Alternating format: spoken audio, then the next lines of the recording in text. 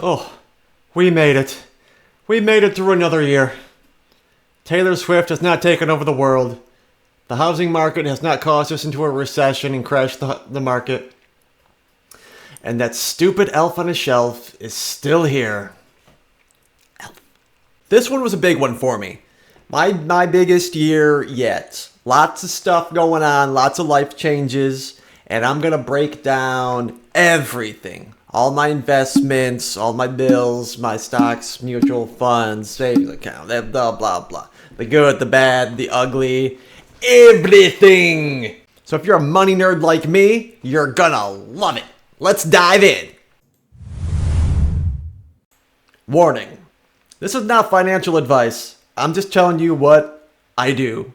And as you can see, as we go through it, it's going to be good and it's going to be bad. And you might say, ugh, Andy, I no, just why did you do that? So, disclaimer, if you buy the stuff that I bought and you lose all your money, don't sue me. I'm not a professional.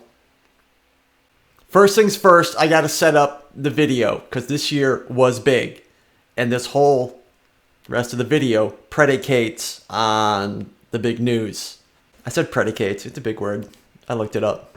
I even used it right. So, I bought a house. Like, this is all new. Yeah. So, a lot of my financial decisions were around house stuff. And it's very, very different from what I would do in previous years. Because it was all invest, grow. Now I'm growing in a different way. And that's not bad. That's good. That's good. It's a different kind of grow. I'm becoming a different Andy. It's good. It's good, man. It's good, right? I was fortunate enough to find a house that has like a downstairs area that I was able to furnish. And my brother is living down there and he's renting for me. Which really, really, really helps out if you are following the housing market at all. So that took some time to set up. I had to get it furnished, had to bring a guy in. He redid the whole thing. That had some costs, but it has already like paid for itself. And that should be some reoccurring income for me for a very long time to come. So that is $650 a month coming in that I wouldn't otherwise have. And it's really helping out. My main source of investment income comes from my day job. Not a shocker.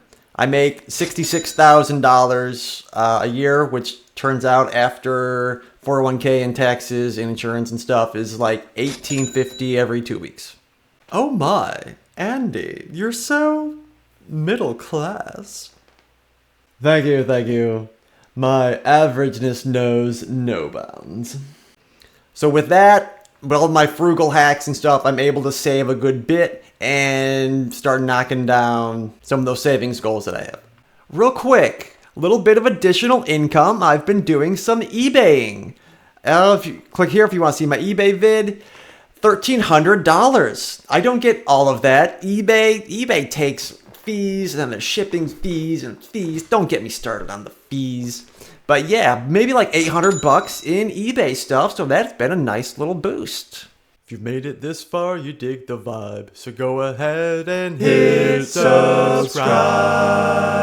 That's all the setup you need to know, so the rest of this stuff doesn't look so stinking weird. Let's get into the meat and potatoes of the investment returns. Here's my Ally account. Not a lot in there.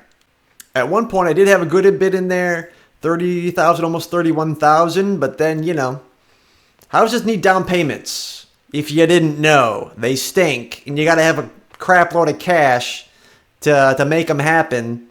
So yeah, that's where all that money went, but I was very fortunate that I had that money to begin with. If you're saving for something big, and you don't necessarily want to put that money into like a stock or mutual fund or anything else, then you can plop it into an Ally account, which is what this is, and you can earn decent money. Like this is almost $100 a month from having 30,000, and that was back in June when the rate wasn't as big as it is now. I don't remember what it was back in June, but right now it's 435.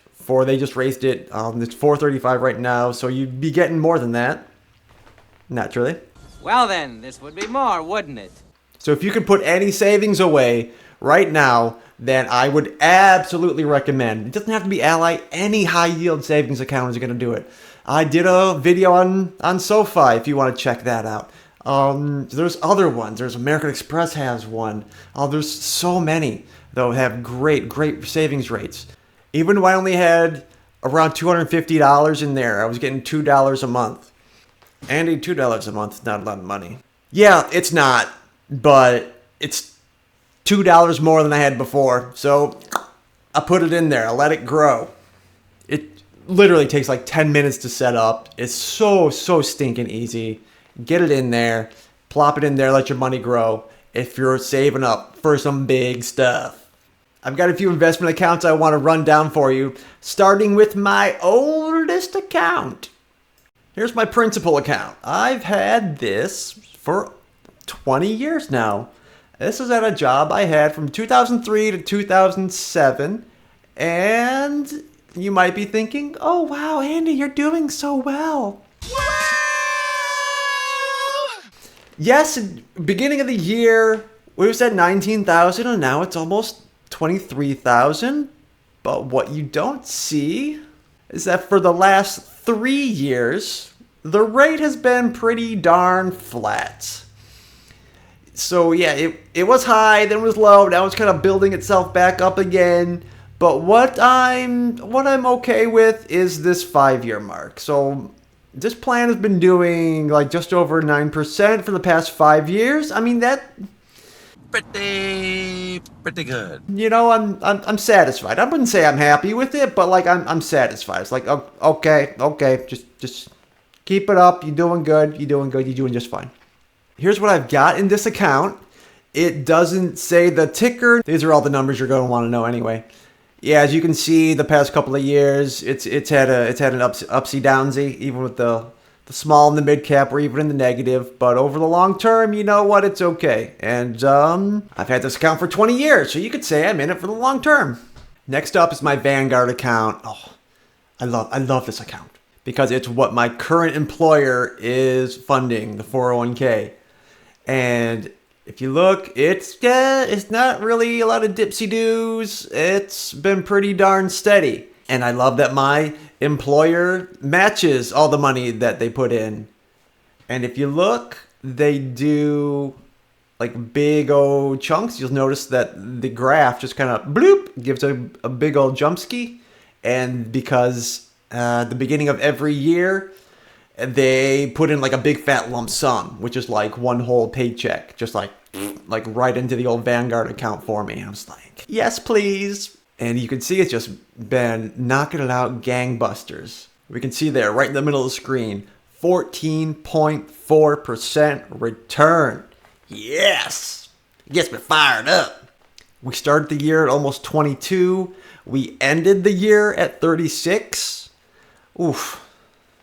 Hello. I will take that junk. I'll take that day. Now, Daddy can do this all day, every day, no problem.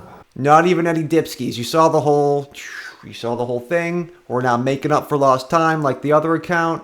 Like, yes, we started out 21. There's the big jump ski. And then we just been growing. Love it. I'm 100% stock. I also like to live dangerously. I'm still fairly young. If I need to plop it into bonds, I can do that later. I'm not afraid. So my work doesn't match 100%. They only match like 50%. But with the one-time plopski that they do in the beginning of the year, it actually ends up being they contribute more. So you can see there just around, I can put in 4,000, they put in 4,700, and up we go. I really do consider myself fortunate to work for a company that puts in so much money. Just really happy about it. I want to cover one more investment account before I get into the bills, because, you know, not everything's puppy dogs and rainbows and green up arrows for my whole life. Let's take a look at my Schwab account. The numbers on this are weird because I was Ameritrade and then Schwab bought Ameritrade. And so the account stats that I've had for the past 10 stinking years are not there. They're gone. Poof. All we have to go on is from June. This is my Roth IRA, and I have been funding it for like 10 years. I've tried to max it out every single year, and most years I have been successful. Except for this year, because, house and stuff. Beginning of the year, I actually did put in all the 6,000 max out, but then I had to take it out, which is acceptable without tax penalty. For first-time home buyers, you are actually able to withdraw up to $10,000 from your IRA to fund first-time home buyers. And I took 6,000, which I had just deposited the cash and not actually bought a fund with it. So I was just like, I don't want to sell anything else. So I'm just going to take that cash that I have, put it towards the down payment, that $30,000 that you saw go bye-bye out of my Ally account. I've been growing this account for a long time, and it's been slowly going up, up, up, up, up, up, up. It's had some ups and downs, as you can see, but we are almost at 100,000 on this one. Not sure how much I'm going to be able to put in to that this year. So generally, I pick mutual funds over stocks. And here's why. When I pick stocks, they go down. I picked this Coinbase, I don't know, a year or so ago, right when they first went public. I know not to get into stocks. When they first hit IPO, emotion got the best of me, and I lost. So, I will generally do a good bit of mutual fund research, pick ones that have a really good long-term track record, and will just put my money in there and just kind of set it and forget it. Because we all know what happens when I try to pick stocks. That Coinbase thing that's just the beginning. I don't want to get into the history. Nope. Here is the rest of that chart if you want to see it. I don't know if I'm going to be able to put in a lot towards my Roth IRA this year because of this. My house needs new windows. Yay. My house's windows are from 1985, the original OG windows. I have a fabulous video talking all about it. Click the card. You can meet Mr. Rooster. I'm not joking.